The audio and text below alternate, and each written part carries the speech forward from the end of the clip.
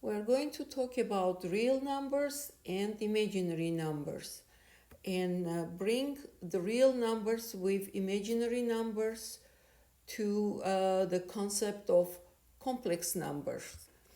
Since we are talking about complex numbers, hence we will talk about complex plane as well. So I'm going to break down the complex numbers to help you understand what it is about. I will show you that all numbers that we have learned all till now, all real numbers, are part of complex numbers. They are under the umbrella of complex numbers. And you will see that complex number is the most general number. So, and accordingly, complex numbers can be represented on the complex plane. All right, so let me start the build hierarchy. So, complex number, so first one, it's going to be complex number, the most general form. Okay,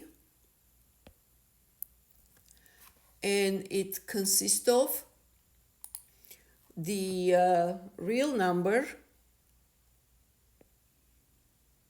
and imaginary number, bi. So for example, we can have let me see, we can have the number 3 plus 2i. So real number and imaginary number. Imaginary we put as an I, okay? And it can be, real number can be negative, let's say negative 6 minus, and imaginary number also can be negative, minus 4i. Also imaginary number, if I take real number like 6, and I still can represent in the format of complex number, which I will write down 0i, right? It's realistically it's a real number, but in the complex number format. Or the opposite, I can have my complex number can consist of only imaginary number, let's say negative 5i this time, but a real number is missing, therefore we put 0 minus 5i. So complex number, as we mentioned, consists of real number and imaginary number. So let's break it down. Imaginary number, so we said two parts, right? Complex number, real number plus, let me rewrite, real number plus imaginary number.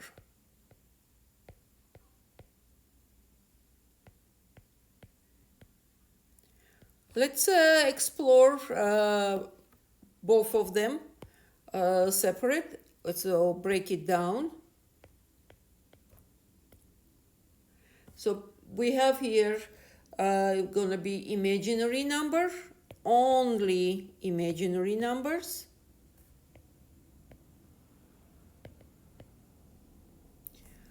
Imaginary numbers. In the format, let's say a plus bi, where a is equal 0, right? To get only imaginary number, and b does not equal 0, right? So let's say we have negative 3i, positive 2i. We can have 7i, negative 7i, square root of, let's say, 10. Also can be fraction. It can be negative 7 over 9i, and so on. Next part, we said it's a real number and imaginary. Here we have imaginary number. Now let's move to real number. What kind of real numbers can be? Let me make it more compact to have more space. All right. So, real number. If I move here,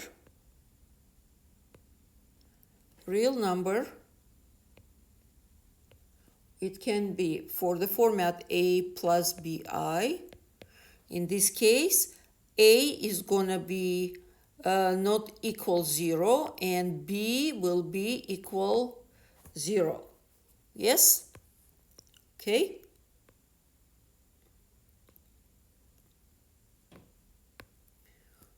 Okay, it's not working. I need to clean and just make it short. All right. And b is equal 0 at the same time. So what numbers can be? Real number can be just about anything. Decimal, 5.6. It can be a fraction, 3/4. It can be some pi, 1.5 pi. It can be what else? Square root of 7. Let's say, and the whole number, let's say 11. Okay, so this is part of real numbers. So this is our real number.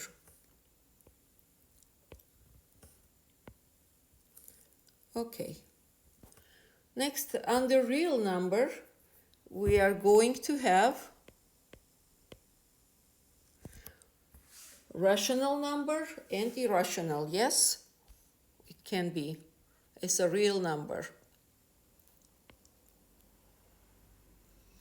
Okay, here will be rational, and here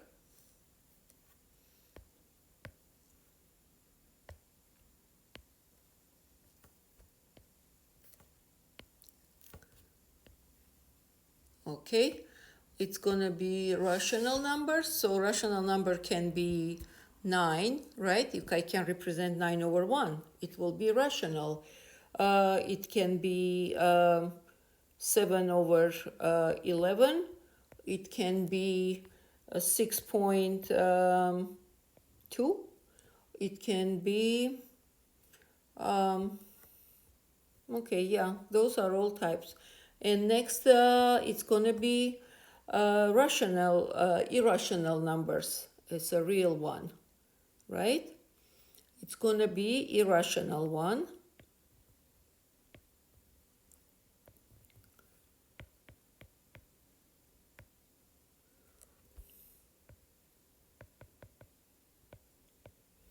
Okay, irrational, it can be pi.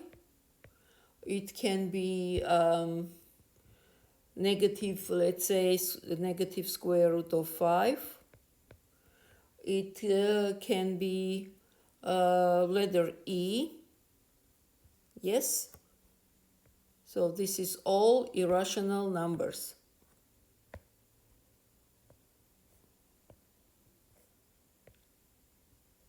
Okay. So everything you see on the left side, let me show like this. Those are numbers that can be represented as a real number. Here, first part, okay? It's a real number. So let's continue breaking down. What else we can use as a real number? So, rational number and irrational number. So, rational number can be broken down, can be as fractions and can be as an integers, right? We break it down further.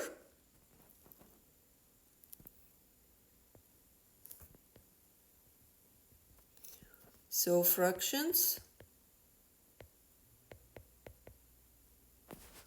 it can be 1/2. If I can represent 3/1, also can be as a fraction. So any whole number it can represent as a fraction, like I said.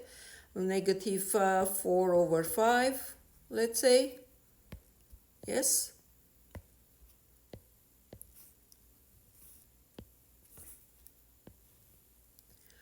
And also it can be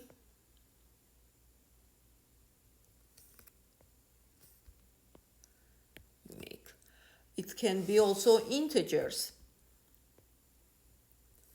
-5, -2, 0, +4, +9, for example.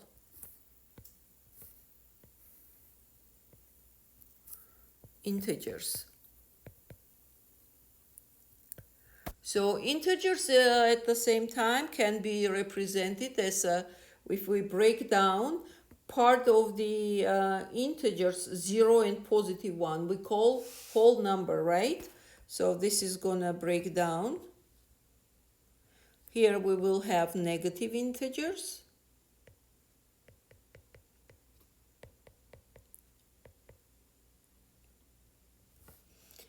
Which is gonna be, let's say, -7, -5, or -3. So my point is the whole hierarchy I'm building to show you that complex number is the most common presentation of the number. Here we have 0. It's important to separate 0. In a minute you will see. Okay, and here we have all positive integers, which we call natural numbers, right? Integer consists of negative integers, 0, and natural numbers.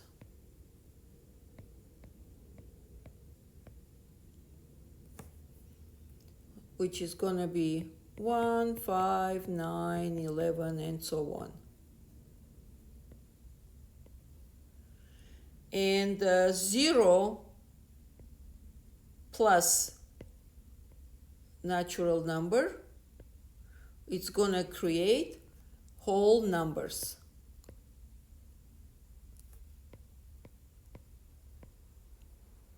So all these numbers you see, they are located under the umbrella of, let me make it thick, of complex numbers. This is the root of numbers. All right, there we go. So we said complex number consists of real number and imaginary number. To the left going all this hierarchy, it's representing real number. All this part, this real number, which consists of rational, irrational, fraction, integers, and negative integers, 0, natural, and whole number altogether. It's gonna be can be represented by real number, and the imaginary number is gonna be second part of the complex number. Now we can graph the complex numbers on the complex plane. Let me show you how we're gonna draw the complex number on the complex plane. So here we have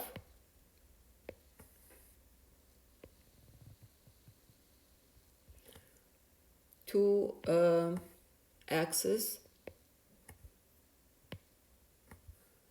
Okay, so this one, it's gonna be our imaginary axis. This one is gonna be real one. Okay, so if I want to show, let's say here we have 1, 2, 3, 4, 5, 1, 2, 3, 4, 5, and here also, let's say we need to show one eye, right? So it's gonna be right here, one eye. Next, let's say I want to show where is the free eye is. So 1, 2, this is my free eye. If I want to represent in the format of complex numbers, real number here is 0, right? Because we are only on the imaginary axis. Therefore, I'm putting 0 plus free I. Okay. Next, if I have a number here, for example, I will have only real number 4, correct? And imaginary is going to be 0 because it doesn't have any imaginary number on the axis of real number. So I will put plus 0i, complex number, right? And if I have whole number here, let's say, for example, 1, 2, negative 3, okay. It's negative 3 because imaginary is 0, it's going to be plus imaginary.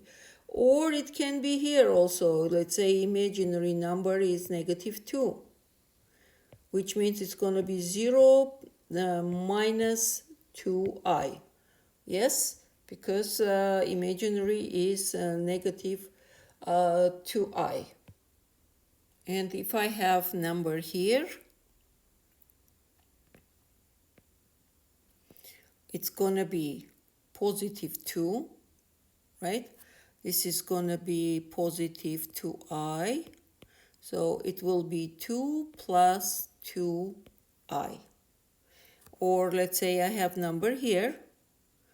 It's going to be 1, 2. This is going to be 3.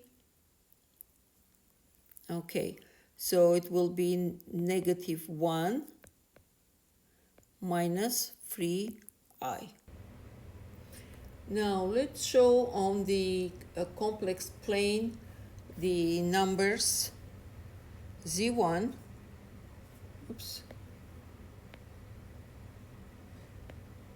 z1 equal 1 minus 3i, and then z2 is equal 4 plus I, and z3 is equal 5. So the number z1 that is equal 1 minus 3i is matching coordinate in the coordinate 1 and negative 3, right? Because 1 is a real number represented by x axis, and negative 3i is represented by imaginary axis, which is matching to y axis. That's therefore its coordinate is going to be 1 and negative 3. So let me graph this.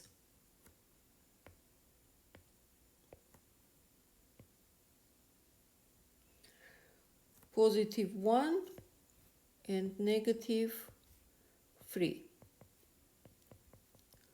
Here is the first graph,